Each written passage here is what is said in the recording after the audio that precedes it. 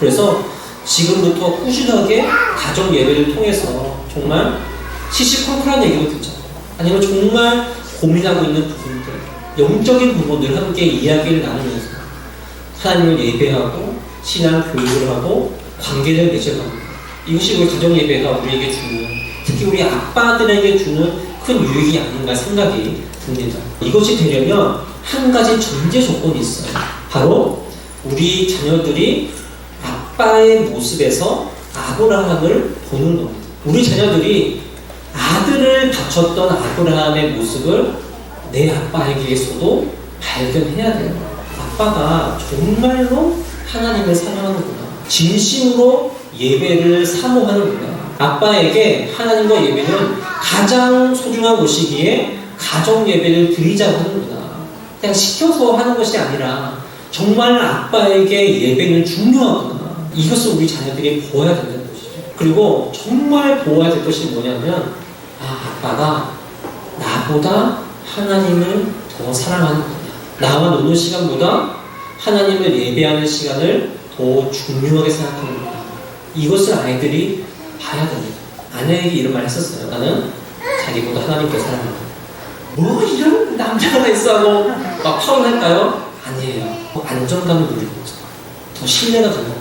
아이들도 똑같아요. 물론 너무 어려가지고 야 너 저리가 아까 지금 예배 드려야 돼 이러면 이제 난리가 나겠지만 예배가 뭔지 알게 되는 나이 때부터는 그 모습을 보면 아빠가 예배하는구나, 기도하는구나, 말씀 보는가를 분명히 안다는 거예요. 조금 지나면 어떤 마음이 들까요? 아이들 금방 알아요. 아빠가 하나님을 더 사랑하니까 나를 더 사랑하게 됩니다. 아빠가 예배를 더 열심히 드리니까 아빠가 더 좋은 아빠가 되는 것 같아요. 이것들을 아이들이 봐야죠.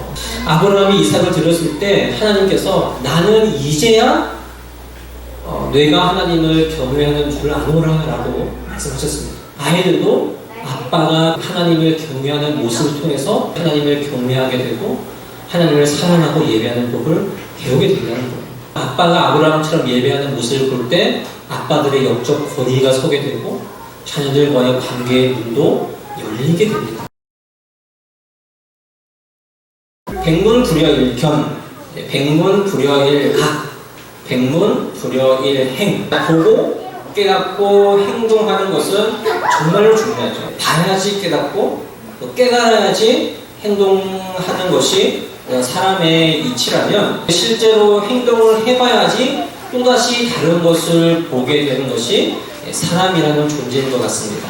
보는 것, 깨닫는 것, 또 행동하는 것은 사람의 변화를 가져오죠. 새로운 가치관이 생기고 어떤 것을 해야 되겠다고 생각하면 그것을 할 동력을 주기도 하고 어떤 그런 작은 경험 하나를 통해서 인생의 송두리째 바뀌는 일도 있습니다. 아마 오늘 본문의 이삭이 그런 경험을 했지 않았을까 싶어요. 성경에서 여러 가지 예배의 모습이 등장하는데 오늘 아브라함이 이삭을 바치는 것만큼 드라마틱한 예배가 또 있을까 생각해보면 아마 찾기가 어려운 것 같습니다. 이 히브리서 기자의 말에 따르면 하나님께서 아브라함에게 자손이라는 약속을 주셨기 때문에 그 약속에 대한 신뢰를 가지고 하나님께 이삭을 바쳤던 것이 아브라함입니다. 이삭의 일생이 다른 성경 인물들에 비해서 임팩트가 있는 건 아니에요. 특히 족장 시대에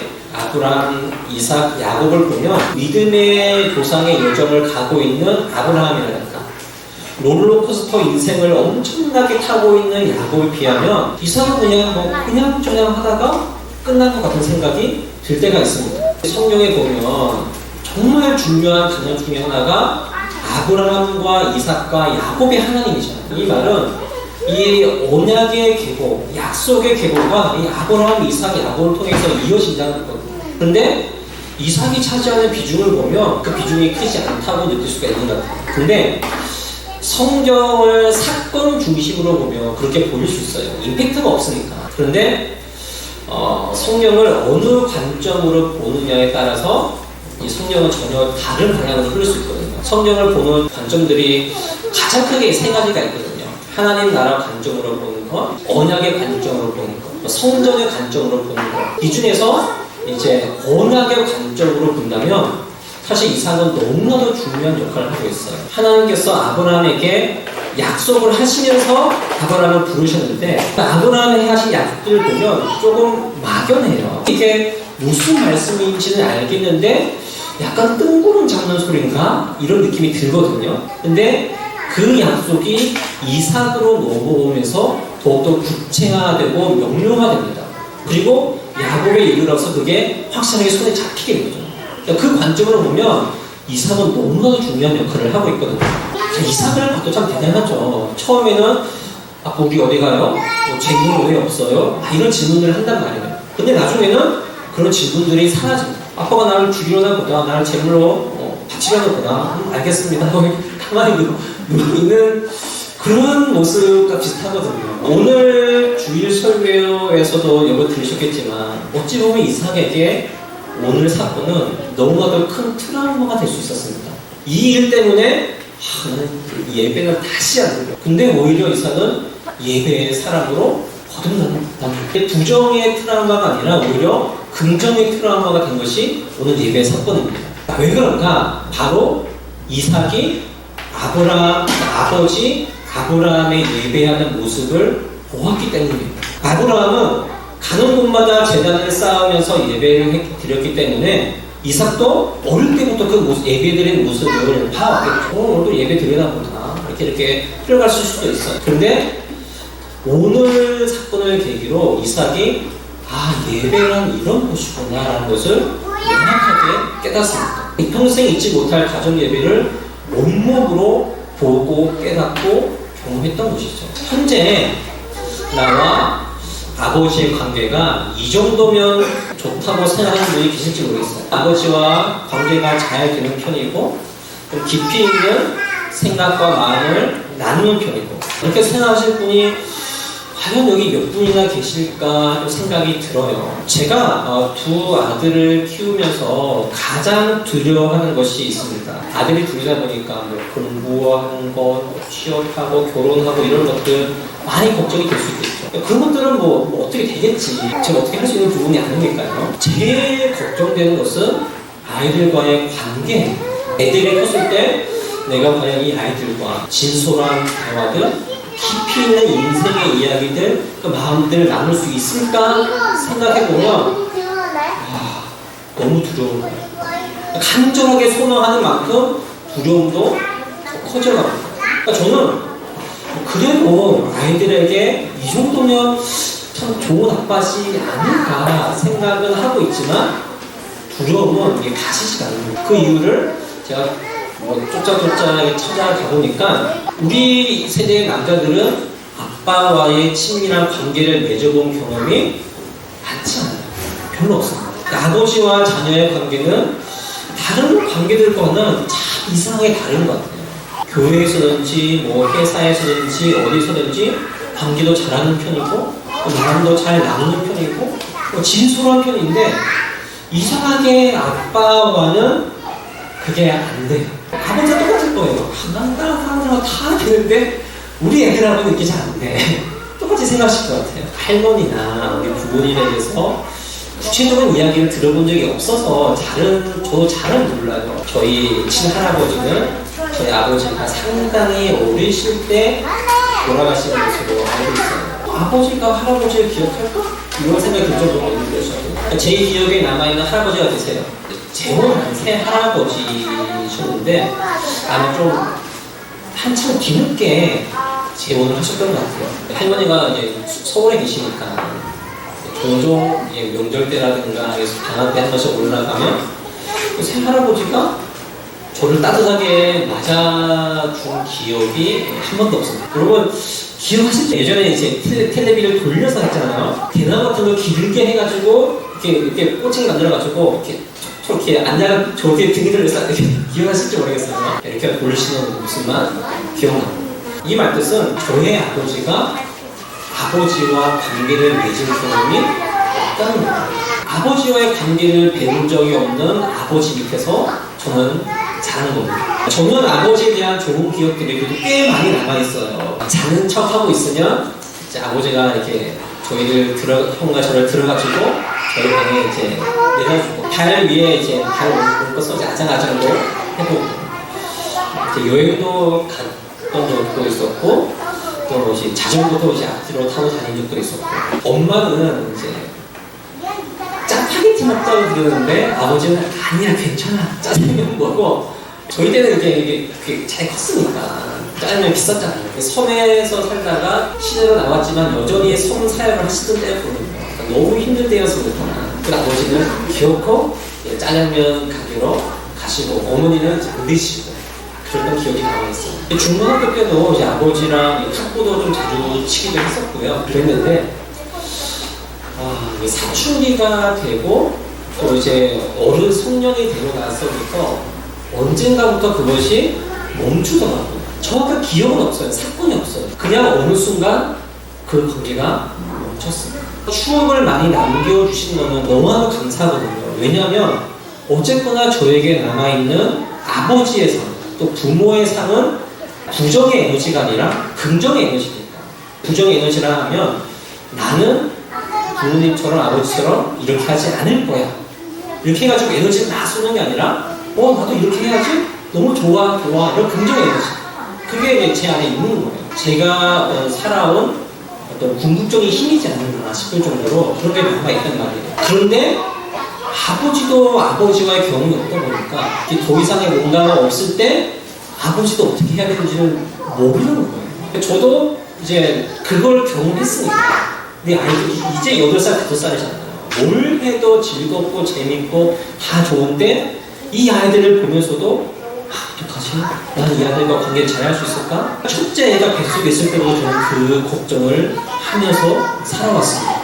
크면 클수록 그 두려움이 더욱더 커지는 거예요. 이 시대가 어떤 시대예요? 예전부터 자녀에 관한 부분은 이제 엄마들이 주로 많이 맡아온 거에 사실이지만 특히 이제 이 시대에 접어들면서 더더욱 엄마의 비중이 커가잖아요. 이것이 좋다 나쁘다를 말하는 것이 아니라 그것이 시대의 흐름이란 말이에요. 그러면 그렇게 할수록 아버지의 영향력은 어떨까?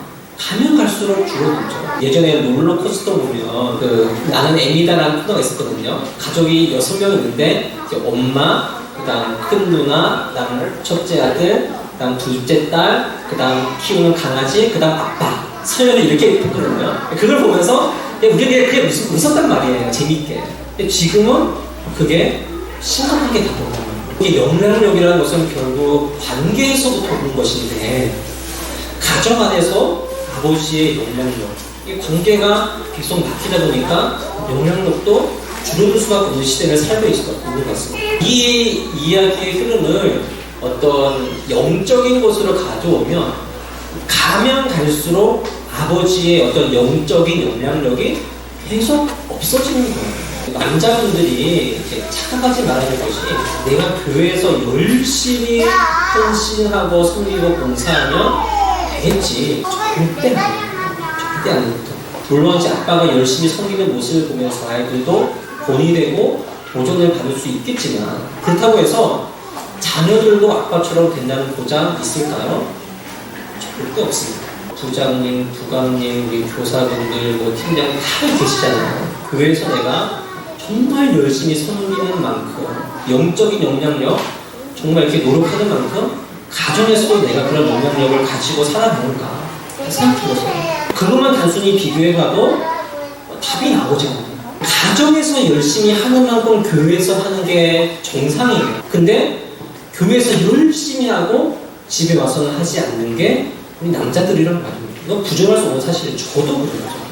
그러니까 지난주 가정예배 이제 설교를 하면서 제가 이제 27살 때부터 가정사역하고 웨딩일을 하면서부터 그때부터 보고 배우면서 이렇게 해야지 꿈꾸던 것들도 있었고요. 나중에 내가 사역을 하면 이렇게 해야지 우리 가정에서 이렇게 해봐야지 계속해서 도전도 해보고 실패도 해보고 성공도 해본 것들이 되게 많이 있단 말이에요. 계속 몇 주 전부터 어떻게 하면 우리 바울 청년부에 각 가정마다 가정 예배를 세울 수 있을까 그 고민을 되게 많이 하고 있습니다. 교수님도 그렇게 초빙을 하고 거기에 맞춰서 이제 이 설교도 계속 준비하고 있고요. 이렇게까지 기회가 왔을 때 우리가 이 기회를 조금이라도 잡으려고 하지 않으면 언제 다시 기회가 오겠어요? 우리 아빠들은 이 아버지로서 영적인 영향력을 우리 가정에 끼치기 위해서 어떤 노력을 하고 있는지 궁금합니다. 잘하고 못하고를 떠나서 그 중에서 한 가지라도 한번 시도를 해보셨는지 또 노력해보셨는지 모르겠어요. 바로 조금 전에 저 어떤 집사님께서 감사합니다 이거 하니까 막 애들이 너무 좋아하더라고. 그러니까 맞죠? 진짜 좋아하죠? 진짜 좋아하거든요. 아내와 함께 8가지 방법이 나는데 우리 이런 거 한번 시도해볼까? 라는 대화를 해보는지 그게 우리 아빠들의 가정에서의 영적인 현실이라는 겁니다. 만약 좀 여러분들이 그렇게 하지 못한 부분이 있다면 1차적인 책임은 사실 저한테 있어요. 왜냐하면 제가 더 동기부여를 더 잘할 수 있도록 도움을 드려야 되는데 일주일 돌이켜보니까 내가 더 뭔가를 할 수 있었지 않았을까라는 생각도 많이 들어서 죄송한 마음도 듭니다. 저도 더 깊이 생각을 해보고 연구를 해볼 테니까 우리 아빠들이 좀 한 마음이 되어서 가정 예배를 우리 가정의 신앙 교육을 좀 일으켜놨으면 좋겠습니다. 완벽하게 하자는 것이 아니에요. 근데 감사 예배도 10년 동안 고민하다가 해본 건데 어떻게 해요 이거를? 근데 조금씩 노력해보자는 거예요. 제가 오늘은 조금은 이제 과격하게 드릴 수 있고 이제까지 설교 중에서는 이 정도는 가장 센 소리라고 할 수도 있는데 어찌 보면 제가 되게 절실하게 말씀드리는 거예요. 가정에서의 자녀 신앙 교육과 또 가정 예배가 그 어느 때보다 강조되고 중요한 시기이고 이를 위해서는 아빠의 역할이 너무나도 중요하기 때문입니다. 우리 아빠들이 무엇으로 우리 가정 안에서 영적인 권위를 세울 수가 있겠어요? 영적인 권위가 없으면 아이들이 무엇을 보고 신앙생활을 하고 무엇을 가지고 아빠 말에 순종하느냐 말이에요.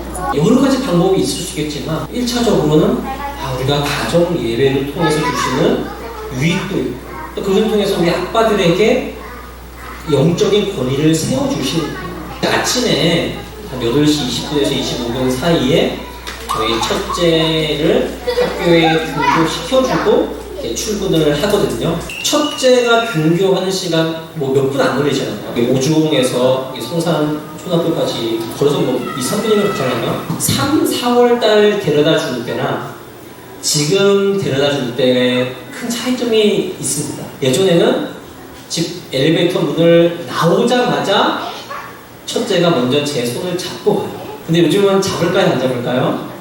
불과 몇 달 사이인데 안 잡아요. 제가 잡으면 그냥 잡고 가요 그냥. 근데 제가 안 잡으면 안 잡아요. 얼마 전까지만 해도 아이가 그렇잖아요. 내가 아빠 손을 잡아야지 안전해. 아직 학교 가는 게 익숙하지 않고. 근데 요즘에는 차가 오거나 갑자기 위험이 있을 줄 모르니까 아빠 손을 잡는 거예요. 그런 느낌 차이 아시겠죠? 조금만 더 지나면 엄마 아빠랑 손잡는 모습, 손잡고 지나가는 모습을 보면 친구들이 봤을 때 놀리는 시기가 오잖아요. 저도 초등학교 5학년 때 엄마랑 이제 손잡고 가다가 친구들 몇 명이 우는 거예요. 이렇게 하다가 그때부터 진짜 한 일주일 넘게 엄마가 저랑 말을 안 하는 거예요. 평생 처음 했어요. 평생 처음. 42년이 되도록 어머니가 저한테 그렇게 삐진 적이 한 번 없어요. 엄마 이렇게 해도 한마디도 안 하시네요. 와. 근데 그런 날이 온단 말이에요. 제가 그런 경우에 왔으니까 저도 지금부터 제가 되게 조심스러운 거예요. 이제 혼자 학교 오는 애가 하윤아 이러면 어떻게 할까 이런 생각이 드니까 저도 막 괜히 조심스럽고 막 그렇단 말이에요. 이런 첫째의 변화가 저는 속상하지는 않아요. 왜냐하면 저도 결혼했고 이게 남자니까 남자는 오늘 다 이래요. 근데 속상하지 않은데 두려워요. 왜 두렵냐면 이 아빠와 이 자녀가 손을 잡는 것도 하나의 관계의 방법이잖아요. 이 관계의 방법이 하나씩 사라지는 느낌이 들어서 두려운 거예요. 이 손을 잡는 것이 언젠가는 안 하게 되고 나중에 제가 막 제대로 걷지 못할 때에 돼서야 이제 손을 잡아주고 해줄 건데 이 관계의 빈 그 자리를 어떤 관계의 방법으로 채우지? 이런 생각이 드니까 두려운 거예요. 조금 더 있으면 이제 아빠랑 뒹굴면서 놀고, 지금도 킥보드 타러 나가려면 아빠가 있어야 되거든요. 킥보드 타러 안 나갈 때가 올 것이고, 애들이 뭐 어린이집이라도 갔다 오면 가방에서 못 꺼내가지고 이거 봐 뭐 이렇게 하잖아요. 신기하니까, 좋으니까, 자라느라고. 조금만 더 지나면 안 할 거잖아요. 그렇게 아이들과의 관계에서 비워버린 부분들을 내가 어떻게 채우지? 이런 생각이 드니까 너무 두려운 마음이 드는 거예요. 아빠가 아이들한테 가장 가까운 사람, 모든 것을 다 이야기해 줄 수 있는 가장 친밀한 사람, 무엇이든지 함께하는 사람이 될 수는 없습니다. 정말 중요한 일이 있으면 뭐 친구들이라든지 형 누나라든지 뭐 사역자라든지 이렇게 얘기를 나누지, 아빠라는 이야기는 많이 안 하잖아. 자주 나누더라도 한 번씩이라도 우리 자녀들이 나에게 기대어 줄 수 있는 아빠, 버팀목이 되어주는 아빠, 아이들이 나를 봤을 때 아빠가 나를 믿어주는 거야, 신뢰해주는 거야, 이것을 느낄 수 있는 아빠, 정말 중요한 일이 있을 때는 정말 객관적으로 조언해 줄 수 있는 아빠, 이런 아빠는 되고 싶단 말이에요. 근데 그런 것들이 그냥 저절로 되느냐? 안 된다는 거죠. 가정 예배에 이렇게 뭔가 힘을 쏟으려는 이유 중에 하나가 이런 것 같아요. 가정 예배가 아빠와 자녀를 이루어주는 연결고리, 그런 자리와 기회를 제공해 줄 수 있다는 생각이 참 많이 들었어요. 하나님을 기억하고 감사하고 찬양하는 그런 예배의 자리, 가족이 함께 마음을 열어서 마음을 나누고 생각을 나누고, 그렇게 하나님을 기억하고 또 어려운 일들을 나누면서 기도해 주는 자리. 자녀들이 어릴 때부터 이런 경험들을 해보면서 지금 제대로 표현을 못할지라도 억지로라도 그런 것들을 한 번씩 해봐야지 나중에 컸을 때 아빠랑 엄마랑 이야기를 해볼까. 지금 그것을 안 해봤는데 나중에 컸을 때 아이들이 할까요? 못합니다. 안 합니다. 저도 쉽지 않아요. 저도 하기 싫을 때가 있고 하기 어려울 때가 있고 어떻게 할지 모를 때도 있는데, 그러나 저도 이제 얼마 전부터 이런 마음을 가졌어요. 내가 영적인 영향력을 끼치고 아이들에게 하나님을 기억하게 하는 그런 자리이긴 하지만, 내가 어떻게 해서든지 아이들과 관계를 맺는 연습하는 자리라는 마음을 가지고 가정 예배를 드리기도 합니다. 지금 이것을 할 줄 모르면 나중에 애들이 커서는 아예 시도조차 못할 수도 있고요. 이래저래 하다 보면 아이들이 어느샌가 커버리고 결혼하고 애들도 아이 낳고, 기회가 언제 금방 사라질지 모른단 말이에요. 그냥 불쑥 이런저런 얘기를 꺼내는 거 힘들잖아요. 그래서 지금부터 꾸준하게 가정 예배를 통해서 정말 시시콜콜한 얘기도 듣죠. 아니면 정말 고민하고 있는 부분들, 영적인 부분들 함께 이야기를 나누면서 하나님을 예배하고 신앙 교육을 하고 관계를 맺어갑니다. 이것이 우리 가정 예배가 우리에게 주는, 특히 우리 아빠들에게 주는 큰 유익이 아닌가 생각이 듭니다. 이것이 되려면 한 가지 전제 조건이 있어요. 바로 우리 자녀들이 아빠의 모습에서 아브라함을 보는 겁니다. 우리 자녀들이 아들을 바쳤던 아브라함의 모습을 내 아빠에게서도 발견해야 돼요. 아빠가 정말로 하나님을 사랑하는구나, 진심으로 예배를 사모하는구나, 아빠에게 하나님과 예배는 가장 소중한 것이기에 가정 예배를 드리자고 하는구나, 그냥 시켜서 하는 것이 아니라 정말 아빠에게 예배는 중요하구나, 이것을 우리 자녀들이 보아야 된다는 것이죠. 그리고 정말 보아야 될 것이 뭐냐면, 아빠가 나보다 하나님을 더 사랑하는구나, 나와 노는 시간보다 하나님을 예배하는 시간을 더 중요하게 생각하는구나, 이것을 아이들이 봐야 됩니다. 아내에게 이런 말 했었어요. 나는 자기보다 하나님 더 사랑한다. 뭐 이런 남자가 다 있어 하고 막 파혼할까요? 아니에요. 안정감을 누리는 거죠. 더 신뢰가 되는 거예요. 아이들도 똑같아요. 물론 너무 어려가지고 야 너 저리 가, 아빠 지금 예배 드려야 돼, 이러면 이제 난리가 나겠지만, 예배가 뭔지 알게 되는 나이 때부터는 그 모습을 보면 아빠가 예배하는구나, 기도하는구나, 말씀 보는가를 분명히 안다는 거예요. 첫째가 몸부림을 많이 쳐가지고 새벽기도 갔다 오면 이렇게 자고 있다가 제자리 와서 이렇게 막 자고 이렇게 하거든요. 그럼 일부러 제가 아빠가 새벽기도 갔다 오니까 하인이가 여기 아빠 자리에 자고 있네, 이런 얘기 일부러 해요.